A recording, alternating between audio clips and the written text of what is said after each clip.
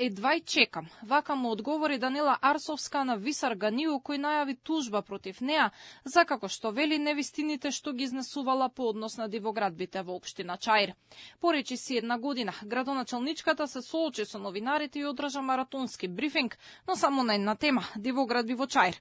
Покажуваше документи и тврдеше дека има 150 нелегални објекти. Бројчиња на една лица се користени по 10 години од нивното одбивање или од затварање на нивната постапка за отпочнување на нови постапки на легализација, преку кои што во самите геодетски елаборати се гледа дека и е нотирано дека се работи за градби кои што дотираат од минатава, односно од оваа година. Значи се работи за сосема нови градби, се работи за згради, што во ниту еден случај не е дозволено согласно законот. Арсовска ги викна новинарите испровоцирано од Ганиу кој најави тужба.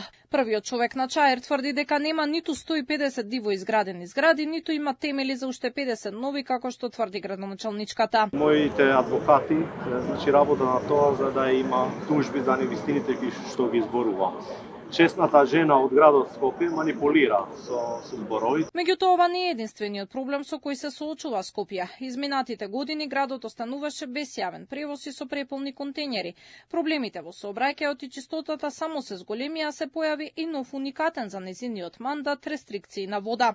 Градоначалничката засетува и за неостварените ветувања не гледа вина кај себе, туку се препишува на политички обструкции. Само тука кај нас се базира на обструкции и на неможност да се реализира, за потоа утре некој да се покаже дека е многу квалитетен, способен и голем јак. Политичката волја мора да е несомнена. Доколку имате поддршка во Совет, ќе направите многу. Доколку немате поддршка во Совет, јас верувам дека ако сакаат да ми дадат, да ми овозможат да покажам како човек што можам да реализирам, требаше да се дадат сите оставка. Арсовска е децидна дека нема повторно да се кандидира. Никако. Не, благодарам многу.